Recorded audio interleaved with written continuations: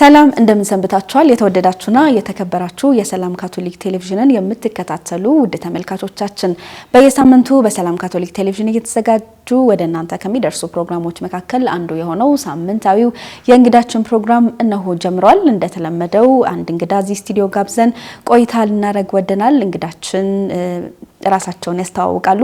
በቅድሚያ እንግዳችን ፍቃደኛ ሆነው እዚህ ስቱዲዮ ድረስ ስለመጡ በተመልካቾቻችን ስም እናመሰግናለን። ስሞትን እንታወቅ፣ ማን እንበል? እሺ፣ እኔም አመሰግናለሁ። አስራተ ማርያም ሀብተ ማርያም እባላለሁ። በምን ሙያ ላይ ነው ያሉት? እኔ አሁን እንግዲህ ጡረታ ላይ ነኝ ከፎቶግራፊ ስራ። አሁን ወደ እረፍት ላይ ነኝ ያለሁት። በጣም ጥሩ። እንግዲህ አብረውን ቆይታ ሊያደርጉ ስለ ሙያው እንዲሁም ስለ ቤተክርስቲያን አገልግሎት ከኛ ጋራ ሊጫወቱ ፍቃደኛ ስለሆኑ በድጋሚ እናመሰግናለን። እኔም አመሰግናለሁ። የፎቶግራፍን ሙያ እንዴት ይገልጹታል? ፎቶግራፍ ማለት ለርሶ ምን ማለት ነው? ከዛን ጀምር ጨዋታችንን። ፎቶግራፊ በጣም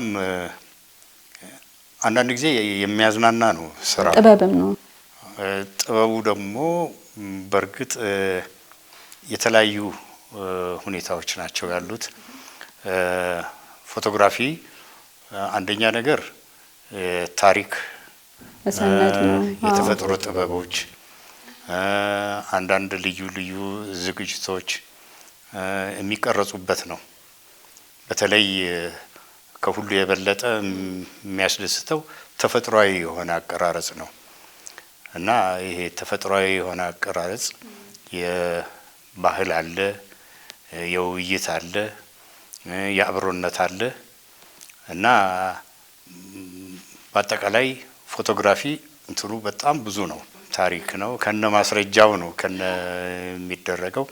ለምሳሌ በታሪክ አንዳንድ ጊዜ ይጻፋል፣ ጽሁፍ ነው። ፎቶግራፊ ደግሞ ያንን በኤግዚቢት መልክ የሚያቆይ ነው እና በጣም የሚደንቅ ቆንጆ ስራ የሆነ ነው እና ለሀገራችን ለዓለም ሁሉ አስተዋጽኦ እጅግ በጣም ከባድ ነው፣ በጣም አስፈላጊም ነው እና ከፎቶግራፊ ሌላ ስራ ከባድ ያለ አይመስለኝም። የፎቶግራፍ ጥበብ ከዘመኑ ጋር እያደገ የመጣ ነው። በየዘመናቱ እንግዲህ ከቴክኖሎጂ እድገት ጋር የዘመነ የሚመጣ ዘርፍ ነውና ከበፊት የነበረውንና አሁን ያለውን እስቲ አነጻጽረው ይንገሩን። በፊት የፎቶግራፍ ስራ እጅግ በጣም ከባድ ነው። ብዙ ጉልበትም ይጠይቃል፣ የማሰብ ሁኔታዎችም ያስፈልጋሉ። ለምሳሌ ካሜራዎቹ ለመቅረጽ ፊልም አለ፣ ሮል ፊልም ነው። እዛ ካሜራ ውስጥ ይገባል። 36 ፎቶግራፍ ከተነሳ በኋላ ያልቃል። እንደገና ሌላ ማስገባት ያስፈልጋል እና ይሄን ሁሉ ለመስራት የግድ ቢያንስ 2 ካሜራ መያዝ ያስፈልጋል። ምክንያቱም 36 ፎቶግራፍ ከተነሳ በኋላ እንደገና ለመቀጠል ማቆም ሊያስፈልግ ነው። ስለዚህ አንደኛው ካሜራ ላይ የተሞላው 36 ሲያልቅ በሌላኛው ካሜራ ላይ መጠቀም ይቻላል እና እንደዚህ እየተደረገ በጣም ከባድ ነው። የካሜራውም ከዘመኑ ካሜራዎች ጋር ትንሽ ለየት ያለ ነው። የስፒድ ጉዳይ አለ፣ የብርሃን አሰጣጥ ጉዳይ አለ። እሱም በየጊዜው ካልኩሌት መደረግ አለበት። ወዲያው በሚነሳበት ሰዓት በጣም ጥንቃቄ የሚያስፈልገው ነው። እንደ ዘመኑ ካሜራዎች አይደሉም እና በዚህ ሁኔታ ከተሰራ በኋላ ደግሞ ቀጥታውኑ ፕሪንት ለማድረግ ዳርክ ሩም ውስጥ ይገባል። ጨለማ ቤት ሲገባ ፊልሞቹ እዛ ጨለማ ቤት ውስጥ ይሰራሉ። የተለያዩ ኬሚካል ውስጥ ይገባሉ። የተወሰነ ደቂቃ አንዱ ኬሚካል ውስጥ፣ ቀጥሎ ደግሞ ሌላ ኬሚካል ውስጥ ይገባል። ከዛ በኋላ መጨረሻ ላይ የመጨረሻ እንትን ውስጥ ይገባል፣ እጥበት ውስጥ ይገባል። ከዛ ፊልሞቹ ይሰቀላሉ። ከደረቁ በኋላ እንደገና ወደ ፕሪንት ይኬዳል። ፕሪንት ከተኬደ በኋላ ወረቀቶቹ እንዳሉ የተሸፈኑ ናቸው። ፕሪንት ከተደረገ በኋላ እነኛ ወረቀቶች ደግሞ ተጠራቅመው እንደገና ዳርክ ሩም ይገባሉ። 1-2 ኬሚካሎች አሉ። መጀመሪያ አንዱ ኬሚካል ውስጥ ይገባል። ከዛ ትንሽ ቆይቶ እንደገና ሌላ ኬሚካል ውስጥ፣ ከዛ በኋላ እንደገና ያው ማጠቢያ ውስጥ፣ ከዛ እንዲደርቅ ደግሞ ይወጡና ይደረደራሉ እና ከባድ ነው። በአንድ ጊዜ የሚሰራ ስራ አይደለም። ስለዚህ አንድ ፎቶ ተነስቶ ታጥቦ ለባለቤቱ ውስጥ ከሚሰጥ ምን ያክል ጊዜ ይወስዳል? እነኚህ ኬሚካሎች ውስጥ ገብተው ፕሪንት እስኪደረጉ ድረስ ጊዜ ይፈጃል። የግድ ቢያንስ 1 ሰዓት ያስፈልገዋል አንድ ሰው። ለምሳሌ ፓስፖርት ለማንሳት ከሆነ የፓስፖርት የሚነሳበት ቦክስ ካሜራዎች ናቸው። አንድ ፊልም ብቻ የሚገባ ነው። ለመታወቂያ የሚሆን ከሆነ እሱ ከተነሱ በኋላ ያ ኬሚካል ያ አንድ ብቻ ስለሆነ ዳርክ ሩም ገብቶ ያው ፕሮሰስ ይደረግና እንደገና ፕሪንት ይደረጋል። እንደገና ወረቀቱ እንደገና ይሰራል። ስለዚህ ወዲያው የሚሰራ ነገር አይደለም። የዘመኑ እንትን ከሆነ ደግሞ እንጃ በ5 ደቂቃ ውስጥ ፕሪንት ይደረጋል። አሁን ያለው ወዲያው ፕሪንት ይደረጋል። እንደውም ከነጨራሹ አሁን ጊዜ በጣም የተሻሻለ ነው። እንደውም በሞባይልም ይነሳል። በሞባይል የተነሳው ወዲያውኑ ፎቶግራፍ ሄዶ ኮፒ አድርጎ ወደ ፕሪንት ማድረግ ይቻላል። እና የበፊቱ አሰራር እጅግ በጣም ከባድ ስለሆነ ብዙ ጥንቃቄ የሚያስፈልገው ነው ደግሞ። ምክንያቱም ለምሳሌ ቅድም እንዳልኩት አንድ ሮል የሚይዘው 36 ፎቶግራፍ ነው። እሱን ካለቀ በኋላ ከካሜራ ውስጥ የሚወጣው ፊልሙ ተጠቅልሎ ነው፣ ብርሃን እንዳይነካው ነው። ከዛ ታሽጎ ይቀመጣል። ብርሃን ከነካው ይበላሻል። አዎ በአጋጣሚ ሆኖ ካሜራው ከተከፈተ በሙሉ ይበላሻል። እና ብዙ ጥንቃቄ የሚያስፈልገውን አሰራሩ ቀላል አይደለም። አንድ ስራ ደግሞ የማይደገም ስራ ነው። ለምሳሌ አንድ ኦኬዥን ላይ ሆኖ ከተነሳ እና በጣም ከባድ ነው። እና ቅድም እንዳልኩት 2 ካሜራዎች ያስፈልጋሉ። ከተቻለም 3 ካሜራ በመጠባበቂያ በሚነሳበትም ጊዜ ከኋላሽ አንድ የሚጠብቅ ደግሞ ረዳት ይኖራል። አንዱን ከጨረሽ በኋላ ካሜራውን ፊልም አውጥተሽ ለሱ ተጫሉ ያስቀምጣል። ካሜራውንም ፊልም እንዲከትልሽ እንዲያዘጋጅልሽ ይሆናል። እና ቀላል አይደለም፣ ከባድ ስራ ነው ማለት ነው። የአሁኑ ቴክኖሎጂ ግን በጣም ቀላል ነው ማለት ነው። እርስዎ በዚህ ሙያ በቤተክርስቲያን አገልግሎቶች ውስጥ ተሳታፊ ኖት። በመሆኑም እንደው የእርስዎ ፎቶግራፎችን እየተናያቸዋለን ወይንም ደግሞ በቤተክርስቲያን ያነሷቸው ታሪካዊ ፎቶዎች ካሉ እስቲ እነሱን ደግሞ እናንሳ። እኔ ያነሳቸው ፎቶግራፎች በቤተክርስቲያን አገልግሎት አሉ እና የዛሬ 40 ዓመት 42 ዓመት ነው ያነሳሁት። ከለር አልነበረም። በኋላ እየሰራሁ እያለሁ ከለር መጣ እና በብላክ ኤንድ ዋይት ያነሳኋቸው አሉ። ከዛ ደግሞ በከለር ያነሳኋቸው አሉ እና ረጅም ጊዜ ነው። እስቲ የሚያስታውሷቸው ፎቶዎች? ማስታወሳቸው ፎቶግራፎች በጣም ብዙ ነው። እሺ። እና ያንን ለማስታወስ በጣም ብዙ ስለሆነ ሁሉን መግለጽ አይቻልም።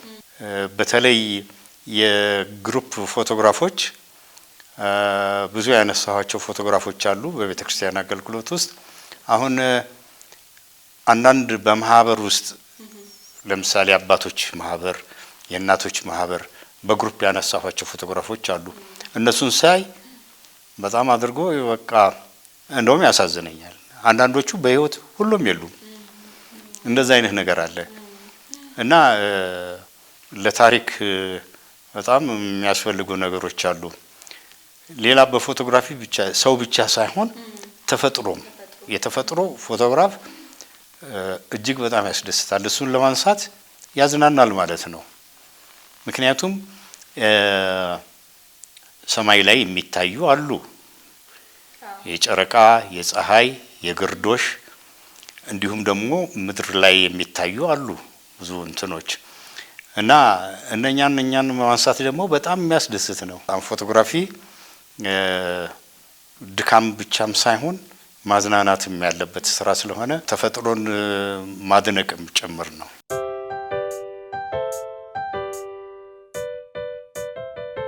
እየተመለከታችሁ የምትገኙት በሰላም ካቶሊክ ቴሌቪዥን እየተዘጋጀ ወደ እናንተ የሚደርሰውን ሳምንታዊውን የእንግዳችንን ፕሮግራም ነው። በዛሬ እንግዳችን ፕሮግራም እንግዲህ ከአቶ አስራት ሀብተማርያም ጋር ነው ቆይታ እያደረግን የምንገኘው። ቀደም ሲል እንግዲህ ስለ ፎቶግራፍ ጥበብ ሰፋ ያሉ ነገሮችን አነሳን። በተለይ ደግሞ እርሳቸው ፎቶግራፈር ሆነው በሰሩባቸው ጊዜያት ያነሷቸውን ፎቶዎች እንደዚሁም ደግሞ በዛ ዘመን የነበረውን የፎቶግራፍ ቴክኖሎጂ በተመለከተ ነው ሰፊ ቆይታ ያደረግን። ያደረግነው። ቆይታችን ይቀጥላል። አቶ አስራት ውልደቶን እንምጣ። የተወለዱ የታደጉ የልጅነት ህይወቶን ደግሞ ለተመልካቾቻችን ያጋሩ። የተወለድኩት ቅዱስ ገብርኤል ካቶሊክ ቤተክርስቲያን አካባቢ ነው። መጠለያው ካቻ ማሞ ካቻ አካባቢ ይባላል። እዛ አካባቢ ነው የተወለድኩት። ልጅነቱ እንዴት ያስታውሳሉ? እኔ 3 ወንድሞች አሉኝ። ከኔ ጋር 4 ወንድሞች አሉኝ እና ከእናቶቻችን ጋራ እናግዛለን፣ እንሰራለን። ቤት ውስጥ የምንሰራው የወንድ ስራ የሴት ስራ የሚባል የለም። ያን ጊዜ የምንሰራው በልጅ ሁሉን ነገር እንሰራለን፣ እናግዛቸዋለን። ማንሰራው ስራ የለም። ዝርዝር ውስጥ ከመግባት ውሃ መቅዳት፣ ማቀበል፣ እቃ ማጠብ እሱን ሁሉ እንደዛ ነው። እንግዲህ አብረን ከእናቶች ጋር ነው ያደግነው። እንግዲህ እድሜው ለትምህርት ሲደርስ ደግሞ ወደ ትምህርት ቤት መሄድ አለና የት ነው የተማሩት ትምህርት ቤት? አንደኛ ደረጃ የተማርኩት መጀመሪያ ትምህርት ያው ፊደል ቆጠራና ኤቢሲዲ ጀምሬ የተማርኩት ካቴድራል ነው። ካቴድራል ካቶሊክ ካቴድራል ቤተክርስቲያን ነው። እዛ አካባቢ ነው የተማርኩት። ከዛ አርበኞች ትምህርት ቤት ቅዱስ ገብርኤል ቤተክርስቲያን አካባቢ ላይ አለ። እዛም ተምሬ ያለው። እዛ የሁለተኛ ደረጃ ትምህርት ቤት የተማርኩት አንድ አሜሪካዊ ነበር፣ ዴቪድ ታልቦት የሚባል ሰው ነበር። አሜሪካን ኢንስቲትዩት ነው። እስከ 12ኛ ክፍል ድረስ እዛ ነው የተማርኩት። ከዛ ወደ ስራ ነው የገባሁት። ፎቶግራፊ ስራ አንድ ጓደኛዬ ነበረኝ። እሱ ፎቶግራፈር ነው። ሁሉ ጊዜ አብረን እንስራ እያለኝ ይጠይቀኝ ነበር። እኔም ስራውን በጣም ደስ ስለሚለኝ ከዛ በኋላ ከሱ ጋር አብሬ መስራት ጀመርኩኝ። ፒያሳ አካባቢ ነው። ያንን የፎቶግራፍ ስራ እንደጀመርኩኝ አንዳንድ ኮርስ መውሰድ አለብኝ አልኩኝና እዛው አካባቢ ብሪቲሽ ካውንስል የሚባል ነበር እና የብሪቲሽ ካውንስል በዚህ በፎቶግራፊ እንትን ላይ በኮረስፖንዳንስ ያስተምሩን ነበር። ፎቶ ሪፖርቲንግ፣ ፕሪንቲንግ፣ ኤዲቲንግ ሌሎችም እዛ የብሪቲሽ ካውንስል ውስጥ እየተማርኩኝ አንዳንድ ጊዜ ደግሞ እዛም ፎቶግራፍ ቤት ውስጥ ስቱዲዮ ውስጥ እየሰራው በዛ ነው እንግዲህ የቆየሁት እና ከዛ በኋላ ያው ሌላ ቦታ ስራ ተቀጥሬ ሰርቻለሁ ማለት ነው። በጓደኛው በኩል ነው ወደዚህ ሙያ የገቡትና ከገቡ በኋላ ያለው ስሜት እንዴት ነበር የተቀበሉት? የፎቶግራፍ ሙያ እንግዲህ ቅድም እንዳልኩ በጣም ከባድ ነው እና ብዙ ጉልበትም ይጠይቃል፣ ብዙ መስዋዕትነትም መክፈል ይጠብቃል። አሁን በተለይ አንዳንድ እንደዚህ ትልልቅ ዝግጅቶች ሲኖሩ ከባድ ነው። በጣም ብዙ ዝግጅት ያስፈልጋል፣ መዘጋጀት ያስፈልጋል እና ከባድ ነው። አንዳንድ ጊዜ ደግሞ የሚያዝናናም አለ። እንደ ቦታው ነው የስራው አይነት። አንዳንድ ድግስ ቦታ ከሄድሽ እየተዝናናሽ ትሰሪያለሽ። አንዳንድ ቦታ ላይ ደግሞ ጥንቃቄ የሚያስፈልገው ቦታ ላይ ነው። እዛ ደግሞ ትንሽ ክብደት ይኖረዋል።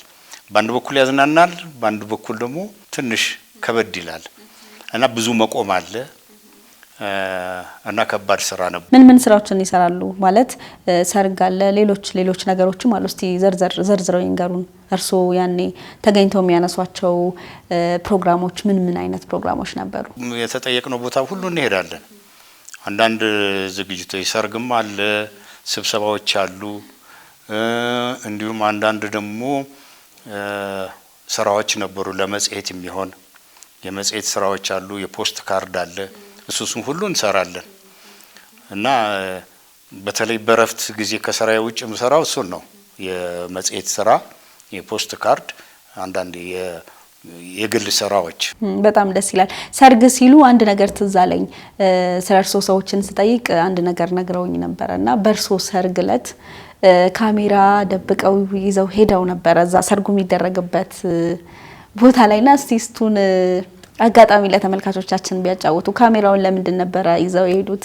እርግጥ የሰርግ ዕለት ሙሽራው ሲፈለግ ነበር፣ እርሶ ግን ፎቶ እያነሱ ነበር። አዎ እኔ እንግዲህ የለመድኩት ነገር ስለሆነ እንዴ እስቲ ለራሴም ሰርግ እስቲ እኔም ላንሳ የሚል ነገር ነው እና ሁሉ ይስቅ ነበር።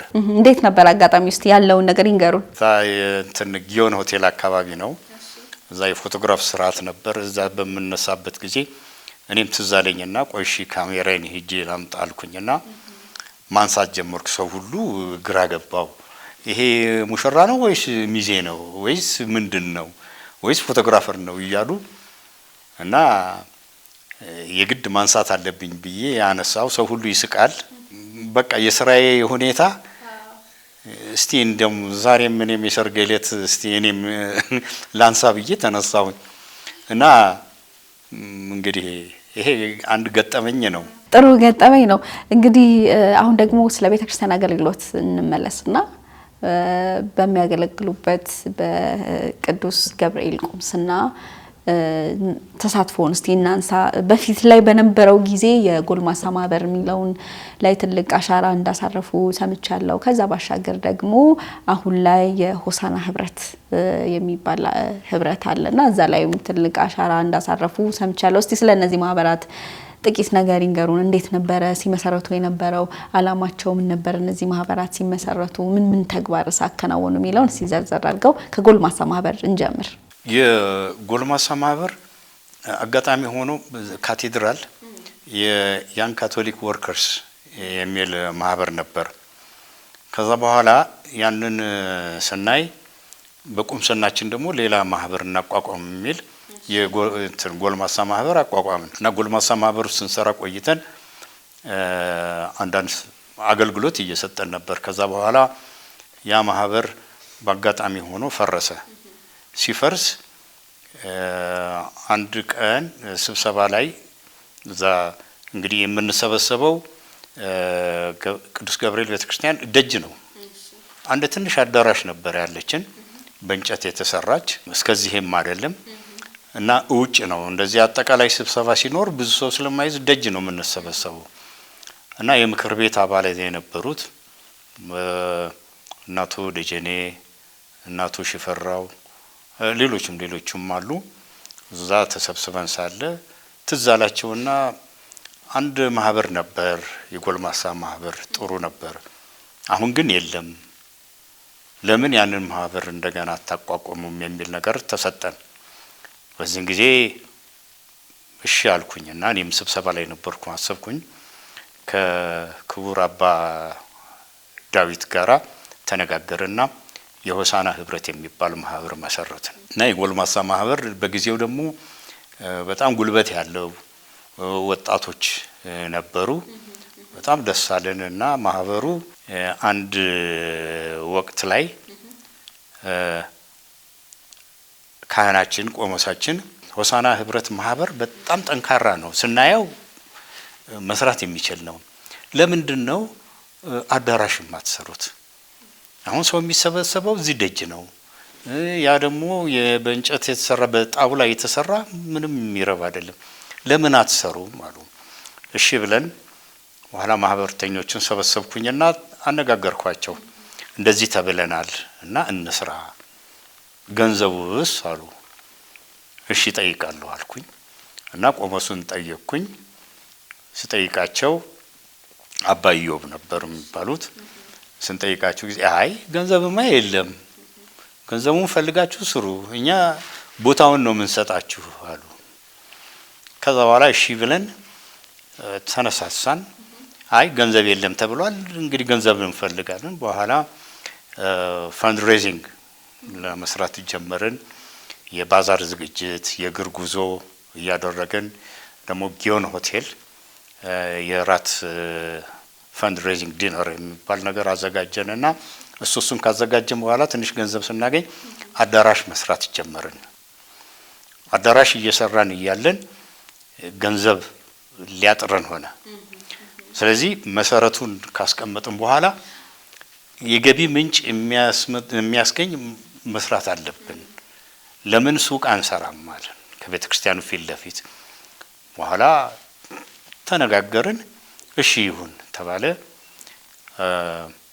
አባታችንን ብፁዕ ካርዲናል ብርሃነ ኢየሱስን አማከርንና ይሄን አቁመን ሱቆችን እንስራ፣ ምክንያቱም ገንዘብ ገቢ የሚያስገኝ ስንላቸው እሳቸው አይ ጥሩ ነው አሉ። ያንን አቆመንና ሱቁን መስራት ጀመርን። ሱቁን ሰርተን ከጨረስን በኋላ ወዲያው ኪራይ ጀመረ። ከዛ እንደገና ግንባታውን ቀጠልንና አዳራሹን ሰርተን ጨረስን። አንዳንድ ጊዜም የገንዘብ እጥረት ስለነበረ ብድር እየጠየቅን ከአዲስ አበባ ሀገረ ስብከት ከሌሎችም ብድር እየጠየቅን እና ይሄ ማህበር ሆሳና ህብረት ይህን ስራ ትልቅ ስራ ሰርቷል ማለት ነው። ተመልካቾቻችን እንግዲህ ከአቶ አስራት ሀብተማርያም ጋር እያደረግን ያለነውን ቆይታ ነው እየተመለከታችሁ የምትገኙት። ጥሩ ቁም ነገሮችን እየቀሰማችሁ እንደሆነ ተስፋ እናደርጋለን። ቆይታችን ይቀጥላል። መልካም ጊዜ በያላችሁበት።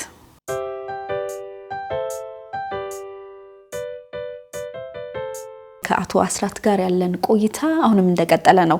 አቶ አስራት እስቲ አሁን ደግሞ ስለ ቁምስናው እናውራ። የቅዱስ ገብርኤል ቁምስና እንዴት ተመሰረተ?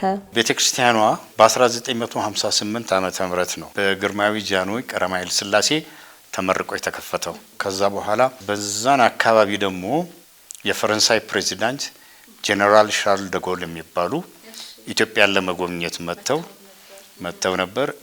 እዛም በቅዱስ ገብርኤል ቤተክርስቲያን መጥተው ቅዳሴ ያስቀድሰዋል። የዛን ጊዜ ብፁዕ አቡነ አስራት ነበሩ እና ያንን አስታውሳለሁ። እኔም በጊዜው ደርሰውበታል። እርሶ? ደርሼበታለሁ።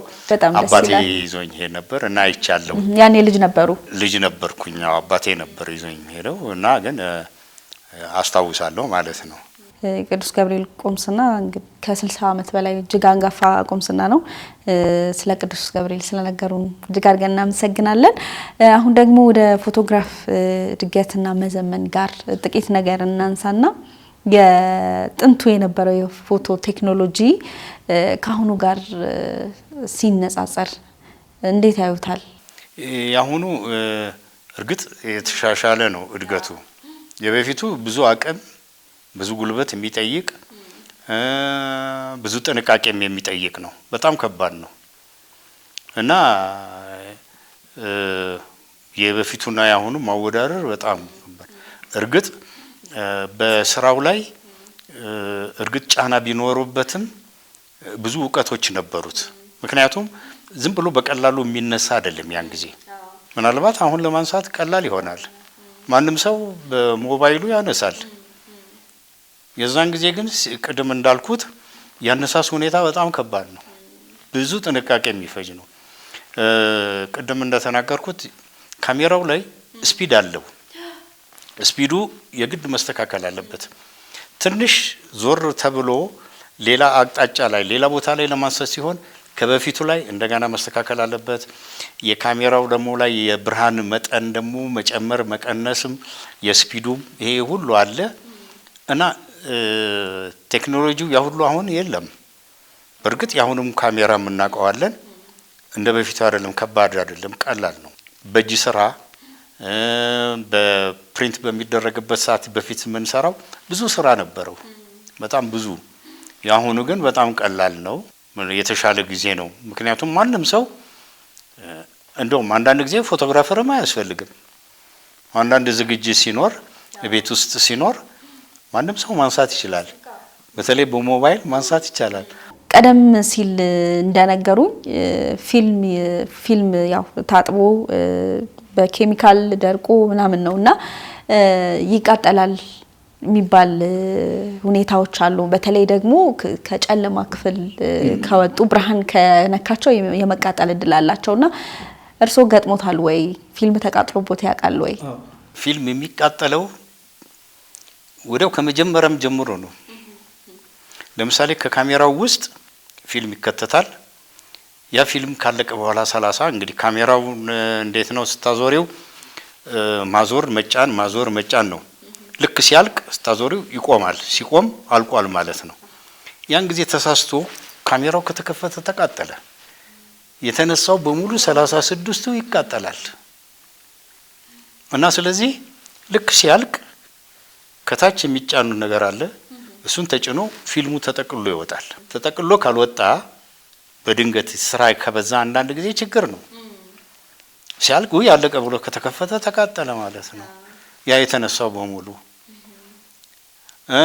ከዛ በኋላ ደግሞ ከተጠቀለለ በኋላ አለች ማስቀመጫ፣ እዛ ውስጥ ይገባል። በጥንቃቄ ይቀመጣል። ያ ፊልም የሚከፈተው የት ነው? ዳርክ ሩም ውስጥ ነው፣ ጨለማ ቤት ውስጥ ነው።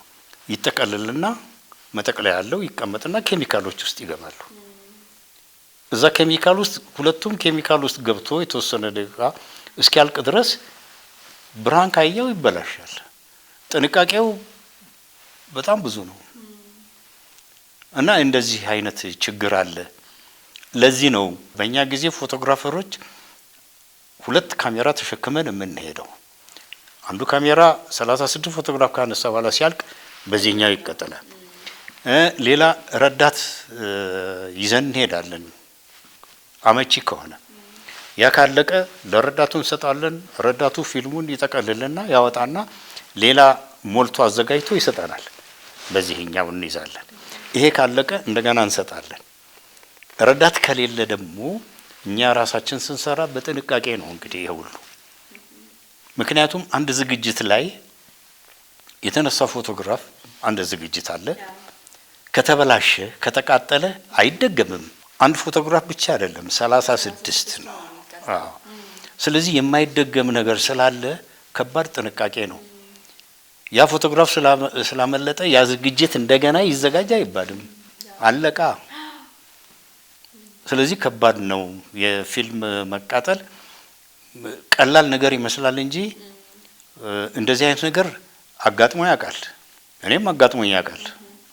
እንደዚህ ነገር በሚያጋጥም ጊዜ ምንድነው የምታደርጉት? ከሰዎች ጋር በጣም ከባድ ነው። አዎ ሰዎቹን ማሳመን ይከብዳል በጣም።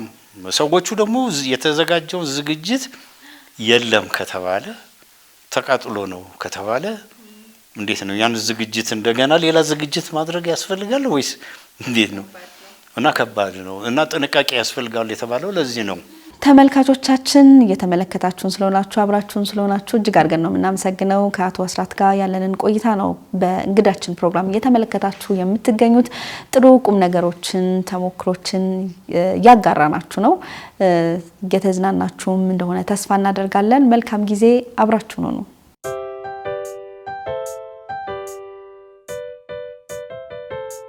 የተወደዳችሁ ተመልካቾች አብራችሁን ስለሆናችሁ እናመሰግናለን። በዛሬው እንግዳችን ፕሮግራም ከፎቶግራፍ ባለሙያ አቶ አስራት ሀብተማርያም ጋር እያደረግን ያለነውን ቆይታ ነው እየተመለከታችሁ የምትገኙት። ቆይታችን አሁንም እንደቀጠለ ነው። ቀደም ሲል እንግዲህ ስለ ፎቶግራፍ ሙያ ሰፊ ነገሮችን አንስተን ተጨዋወትን። አሁን ደግሞ ከዚህ ሙያ ወጣ ብለን በግል ህይወታቸው ዙሪያ ነው የምንጨዋወተው። አብረውን ስለሆኑ በድጋሚ እናመሰግናለን። አሁን ደግሞ ስለ ግል ህይወቱ ነው የምናወራው። እስቲ ስለ ቤተሰቡ ያጫውቱን። ስለ ቤተሰብ በትዳር አንድ ሴት ልጅ አለኝ። እንዲሁም የአክስትና የአጎት ቤተሰቦች አንድ ላይ በህብረት አንድ ግቢ ውስጥ ነው የምንኖረው። በጣም ደስ እያለን ነው የምንኖረው። ልጆ የእርሱን ሙያ አልተከተለችም? በፎቶግራፍ ሙያ አይ ልጄ በፎቶግራፍ ስራ ውስጥ የለችም። ነገር ግን ይሄ አንዳንድ ጊዜ ካሜራዬን እሰጣታለሁ በእርግጥ እና ቤተክርስቲያን ውስጥም ያነሳችበት ጊዜ አለ። እቤትም አንዳንድ ጊዜ አሁንም ሰጣትና ታነሳለች። ከዚህ ሙያ ምን አተረፉ? በጣም ብዙ ነገር ነው ያተረፍኩት። አንደኛ በጣም ብዙ ሰው እንድተዋወቅ አድርጎኛል። ብዙ ቦታ እንድጎበኝም መልካም አጋጣሚ አግኝቻለሁ። ካነሷቸው ፎቶግራፎች ውስጥ በልዩነት የሚወዱት ወይም ደግሞ የሚያስታውሱት ይኖራል ብዬ አስባለሁ። ያው ቀደም ሲልም እዚህ ከመግባታችን በፊት ያነሷቸውን ፎቶዎች እያሳዩኝ ነበርና የሚያስታውሱት በልዩነት የሚያስታውሱት የማይረሱት ፎቶግራፍ አለ? ብዙ ማስታወሳቸው ፎቶግራፎች አሉ። በእርግጥ አቡነ አስራት ካቴድራል ነበሩ። አሟቸው ቤታቸው ሄድኩኝ አንድ ጊዜ። እዛው ካቴድራል ግቢ ውስጥ ነው። ጠይቃቸው ነበር እና አባታችን ፎቶግራፍ ላንሳዎት ዛሬ ስላይ አሉኝ። እባክዎ ላንሳዎት። ለምን እንደፈለኩኝ አልገባኝም። ብቻ እኔም በኋላ አንድ ልጅ ነበር ዲያቆን፣ እሱን ለመንኩኝና አብረን አለበስናቸውና አነሳኋቸው። ያን ፎቶግራፍ እንዳነሳኋቸው ብዙም አልቆዩም፣ በጥቂት ጊዜ ውስጥ አለፉ በህይወት እና ያ የመጨረሻ ፎቶግራፍ ነው። እዛ የቤታቸው ሄጄ ያነሳኋቸው እሱ አለ እና ያሳዝናል። በጣም ያው ፎቶ መነሳቱ በጎ ነገር ነው። ያው ታሪክን ለማስቀመጥ ጥሩ አጋጣሚ ነበረ። በፎቶግራፍ ሙያ ውስጥ መሳተፍ የሚፈልጉ እዚህ ሙያ ውስጥ ገብተው መስራት የሚፈልጉ ሰዎች ይኖራሉና እርሶ ደግሞ በዚህ ሙያ በጣም ረጅም ጊዜ ሰርተዋል። ስለዚህ ካሉት ልምድ አንፃር ምን ይመክራሉ? በዚህ ሙያ ውስጥ እንደ አዲስ የሚመጡ ሰዎችን ምን ይመክራሉ?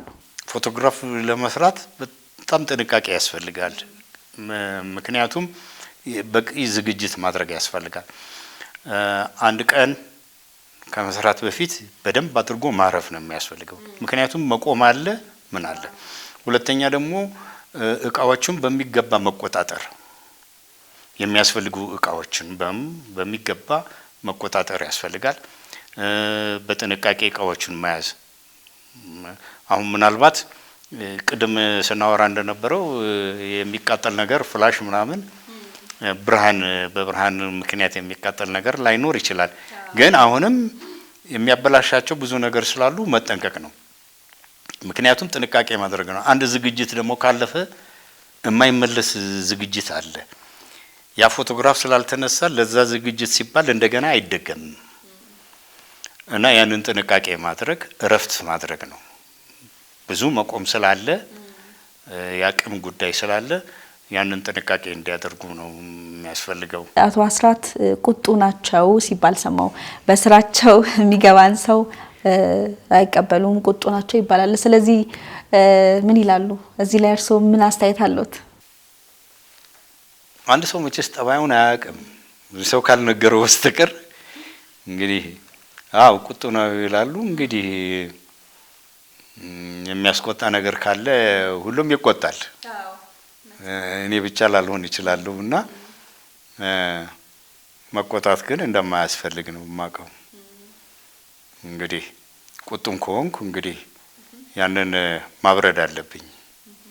ሌላ ነገር ጥሩ ነው። ያው ቁጣም ቢሆን በበጎ ጎን ሲሆን መስተካከል ያለበት ነገር ካለ አይደለም?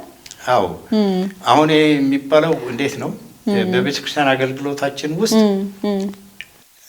አሉ እንግዲህ አብረን ያደግን ልጆች እንግዲህ እኔ ያሳደግኳቸው ልበል አላቅም። እኔ ታላቅ ነኝ እና ከነሱ ጋር አብረን ስናድግ እርግጥ ቆጣ ነበር፣ የምማታበትም ጊዜ ነበር። ያው ሁሉ አለ። አሁንም ያነሱብኛል። አሁንም የኔ ታናሽ ወደታች ያሉ ናቸው። ሁሉ ጊዜ ያነሳሉ እና በቤተክርስቲያን አገልግሎት ውስጥ በቃ እኔም በእርግጥ እውነቴን ነው እቆጣ ነበር። እርግጥ ነው ብዙ ጊዜ ያው ትምህርት ቤት ላይ ልጆች ምን መሆን ትፈልጋለህ ስታድግ የሚል ጥያቄ ብዙ ጊዜ ይጠየቃልና ተማሪዎች የሚመልሱት የተለመዱ አይነት ሙያዎችን ነው። ለምሳሌ ዶክተር፣ ፓይለት የሚሉ ምላሾችን ነው የሚሰጡትና ፎቶግራፈር የሚል ብዙም የተለመደ አይደለምና እንደው እዚህ ላይ እርስዎ ምን አስተያየት አለዎት? ልጆች በዚህ ሙያ ላይ ከልጅነታቸው ጀምሮ ተሰማርተው ውጤታማ መሆን የሚችሉበት ሙያ ነው። እዚህ ላይ ምን ይላሉ? የሰው ስሜት የተለያየ ነው። እርግጥ አንዳንድ ሰው የሚወደው ምንድነው የሚያየውን ነው እና አንዳንዶቹ እንደውም እርግጥ አሳየኝ አስተምረን የሚሉም አሉ እና እዚህ ላይ የፎቶግራፍ እንትን ስራ ላይ ብዙም ልጆች ቅድም እንዳልሽው አይናገሩም። ምን ትፈልጋለህ? ምን መሆን ትፈልጋለህ? ሐኪም፣ ፓይለት ነው የሚሉት። ፎቶግራፈር የሚል ግን አያጋጥመኝም። ግን ቢሰማሩ ውጤታማ መሆን የሚችሉበት ሙያ ነው ልክ እንደ ሌሎቹ ሙያዎች። አዎ ሪፖርት ግን ፎቶግራፍ ብቻ ማንሳት ብቻም አይደለም። ከፎቶግራፍ ጋር አብሮ የተያዘ ቅድም እንዳልኩሽ በፊት ስንማርበት የነበረ ሪፖርት አለ። ፎቶ ሪፖርት አንድ ፎቶግራፍ ካነሳሽ በኋላ ስለዛ ፎቶግራፍ ሪፖርት ማድረግ አለ፣ መተንተን እና ከዛ ጋር አብሮ መሄድ አለ። በተለይ ከመጽሔት ጋራ አንዳንድ ጊዜ እኔ በፊት አንድ ማነሳበት ቦታ ላይ ለመጽሔት ሳነሳ አብሬ ሪፖርት አደርጋለሁ ስለዛ ፎቶግራፍ ዝርዝር ሁኔታ ይሄም አለ እና አንዳንድ ስራዎችም አሉት ማለት ነው። በተለይ ለጋዜጠኞች፣ ለሪፖርተሮች፣ ለመጽሔት የሚያዘጋጁ ሰዎች ፎቶግራፍ እያነሱ የሚጽፉ አሉ። ያንን አገናዝበው ከታሪክ ጋር የሚጽፉ አሉ እና ፎቶግራፍ ማንሳት ብቻ አይደለም ማለቴ ነው፣ መተንተንም አለ ማለቴ ነው። ጥሩ እንግዲህ ሌላው እንግዲህ ያው ቀደም ሲል ሰፊ ነገሮችን አንስተናል። በቤተ ክርስቲያን አገልግሎቶች ውስጥ ንቁ ተሳታፊ ኖትና በዚህ ልምምዶ ወይንም ደግሞ በዚህ ተግባሮ ምን አይነት መንፈሳዊ መባረክን አግኝቻለሁ ይላሉ? በእርግጥ ለቤተክርስቲያን አገልግሎት በጊዜ እርግጥ እኔ ብቻ ማንነበርኩም ሌሎችም ፎቶግራፈር ነበሩ እና አሉ ለታሪክ የተቀመጡ ያነሳዋቸው ቤተክርስቲያንን የሚጠቅም አለ። እንደውም አሁን በዚህ አጋጣሚ ላንሳው የፈለኩት ምንድነው ከሰዎች ጥያቄ ቀርቦልኛል ለኤግዚቢሽን ለምሳሌ ለምን ኤግዚቢሽን አታሳይም ብለው ጠይቀውኝ ከአንድም ሁለት ሰው ጠየቀኝ።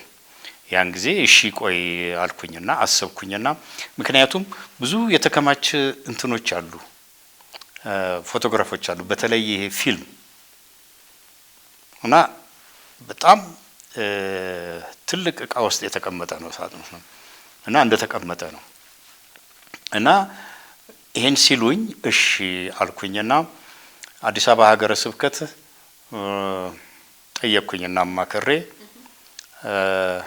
ትንሽ እገዛ አደረጉልኝ እና እንዴት ነው ይሄ ኔጋቲቭ ነው እኛ በጊዜ ያነሳሁት የዛሬ 30 አመት ድረስ 25 አመት ድረስ እንግዲህ ከ40 አመት ጀምሮ ነው በፍላሽ ማንሳት እስኪ ጀምር ድረስ በኔጋቲቭ ነው በፊልም ነው የምንሰራው እነኛ የተከማቹ አሉ ፎቶግራፎች ፊልሞች ያንን አዘጋጀሁኝ ኔጋቲቭ ላይ ወደ ፍላሽ መገልበጥ እሱን ገልብጬ አዘጋጀሁኝ እና ብዙ ፎቶግራፎች ነው አዘጋጅቼ አስቀምጫለሁ እና ለኤግዚቢሽን የሚዘጋጅ ፎቶግራፎች አስቀምጫለሁ እና አሁን ትንሽ እንዴት ነው ፕሪንቲንግ አለ ከዛ በኋላ ፕሪንት ከተደረገ በኋላ ለዲስፕሌይ አለ ለኤግዚቢሽን እሱን እንግዲህ ለማዘጋጀት እንዴት ነው ስፖንሰር የሚያደርግ እየፈለኩ ነው ያ ደግሞ የቤተክርስቲያን ንብረት ነው ፕሪንት ከተደረገ በኋላ በኤግዚቢሽን መልክ ከታየ በኋላ በአልበም ወይም ባንድ እንትን አዘጋጅቶ ለሚመለከተው ለአዲስ አበባ ሀገረ ስብከት ለኢትዮጵያ ካቶሊክ ሴክሬታሪያት በእንትንነት ይቀመጣል እና እንደዛ አለ እና ያንን እንግዲህ ለመጨረስ አስቤያለሁ ያው እንግዲህ ያው ያቅም ጉዳይ ነው የቤተክርስቲያን ንብረት እስከሆነ ድረስ ስፖንሰር የሚያደርግ ያስፈልጋል ማለት ነው። በዚህ አጋጣሚ እንግዲህ ይሄንን ትልቅ ስራ ነው እርሶም እንዳሉት የቤተክርስቲያን ሀብት ነው ታሪክ ነው ተሰንዶ የሚቀመጠውና ይሄንን ፕሮጀክት ወይም ደግሞ የእርሶ ያሰባሰቧቸውን ፎቶዎች ፕሪንት አድርጎ ለማስቀመጥ እርሶ እንዳሉትም ድጋፍ ማድረግ ለሚፈልጉ ሁሉ እስቲ መልእክት ያስተላልፉ በዚህ አጋጣሚ።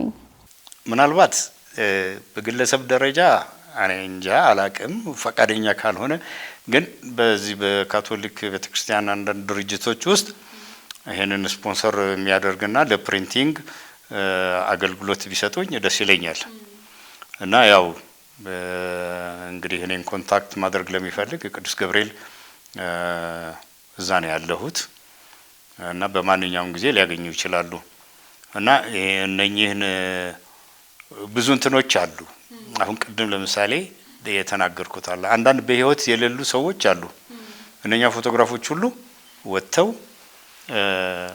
ምናልባት የሚፈልግ ሰው ሊወስድ ይችላል በግዢም ይሁን በምንም ግን ለቤተክርስቲያን ንብረት እስከሆነ ድረስ ያ ፕሪንት ተደርጎ በኤግዚቢሽን መልክ ታየ በኋላ ያው ለሚመለከተው ክፍል ለመስጠት ነው እንግዲህ የሚያግዝ ሰው የሚያግን ድርጅት ካለ ደስ ይለኛል በጣም ጥሩ ነው እንግዲህ ተመልካቾችም ልምድ ይወስዳሉ ብዬ ተስፋ አደርጋለሁ ከቤተ ክርስቲያን የራቁ ሰዎችን የመሰብሰብ ፕሮግራም በጣም ደስ የሚል ነው ሌላው እንግዲህ እርሶ ብዙ ጊዜ እንደዚህ ማህበራት ላይ ምናምን ተሳታፊ ኖት ነገር ግን ይሄ በመሪነት ሳይሆን ከኋላ ሆነው ነው ያንን ማህበር የሚያጠናክሩት ሲባል ሰምቻለሁና ለምንድነው ከምን የመነጨ ነው ይሄ እኮ የቤተ ክርስቲያን ህግ ነው ቤተክርስቲያንን ደግሞ ለማገልገል ዝቅ ብሎ ማገልገል ነው እና አንዱ ትልቅ አንዱ ትንሽ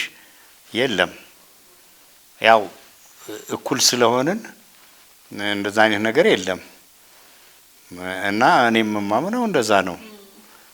ቤተክርስቲያንን ለማገልገል የግድ እውነቴን ነው ዝቅ ብሎ ማገልገል ነው የሚያስፈልገው የግድ እና የቤተክርስቲያን ባህሪ ይሄ መሆን አለበት። የዛ እምነት ነው ያለኝ። በጣም ጥሩ ብዙዎች ይማራሉ ብለን ተስፋ እናደርጋለን። የቀድሞ ዘማሪያንን የቁምስና ዘማሪያንን በጣም በመዝሙር እንዲጠነክሩ አገልግሎታቸው ላይ ጠንክረው እንዲቀጥሉ ይመክሯቸው ነበር። እስቲ ስለ ቀድሞ ዘማሪያን ጥቂት ነገር ቢሉን። ቀድሞ ዘማሪያን እንደው ምክንያት ፈልጌ እንደውም አንድ ጊዜ ለዚህ አዳራሹን በምንገነባበት ጊዜ የምስጋና ኮንሰርት የሚባል አዘጋጀንና ከየቁምስናው መዘምራን ጠርተን እንደዛ ተዘጋጀ እና ምክንያት ነው የሚያስፈልገው አንድ እንትን አሁን እኔ ይሄን ብቻም ሳይሆን ሌላም ሐሳብ በዚህ ላይ አለ። ለምሳሌ አንድ ቁምስና ከሌላው ቁምስና ጋራ የግድ መገናኘት አለበት። እንዴት ነው? ለምሳሌ የአንድ ቁምስና ወጣት ከሌላ ቁምስና ወጣት ማህበር ጋራ ግንኙነት መፍጠር፣ የአንድ ቁምስና የእናቶች ማህበር ከሌላ ቁምስና የእናቶች ማህበር ግንኙነት መፍጠር፣ እሁድ ቀን ተገናኝተው ቅዳሴ አብረው አድርገው ከዛ ስብሰባ አድርገው የሀሳብ መለዋወጥ የልምድ መለዋወጥ የቤተክርስቲያን እድገት እንዲመጣ የማድረግ እና ቁምስናዎች ከቁምስናዎች ጋራ ግንኙነት ያን ያህል የለም። ሁሉም ቁምስና ምንድነው የሚያደርገው? እሁድ ዕለት ቅዳሴ አለ፣ ከቅዳሴ በኋላ ስብሰባ አለ፣ እዛ ይገናኙና ይለያያሉ። ያ ብቻ መሆን የለበትም። ከሌላ ቁምስና ጋራ መገናኘት ለበዓል ጊዜ ብቻ አይደለም መገናኘት። ግን ደግሞ መገናኘት ደግሞ የሚያስፈልገው ማህበራት ከማህበራት ጋራ ቅድም እንዳልኩት ወጣቱም ከወጣቱ ከአንዱ ቁምስና ከሌላኛው ቁምስና የአባቶችም ከአንዱ ቁምስና ከሌላው ጋራ እንደዛ አይነት ግንኙነት እና የዚህ የመዘምራኖችም ጉዳይ ልክ እንደዛ ቢሆን የአንዱ ቁምስና መዘምራን ከሌላው ቁምስና መዘምራን ጋር ተገናኝተው አብረው ህብረት ፈጥረው እንግዲህ የመገናኘት ምክንያት ነው የሚያስፈልገው። በምክንያት ሰው ከተገናኘ በቃ ሁሉ ነገር ይዳብራል ማለት ነው። ቤተክርስቲያኗም ትገነባለች ማለት ነው። እንግዲህ ቆይታችን ያገባደደን እንገኛለን። አቶ አስራት በመጨረሻ ማንሳት አለብኝ ብለው የሚያስቡት ያላነሳ ነው ጉዳይ ካለ የሚያስተላልፉት መልእክት ካለ እድል ልስጦት። እኔ የማስተላልፈው መልእክት መቼስ እንደ አይነት አቅም የለኝም። እኔ የማስተላልፈው ለምእመን ግን ቅድም አሁን ባነሳሁት ላይ ህብረት የቁምስናዎች ህብረት በጣም አስፈላጊ ነው እና ያንን ማዳበር አለብን።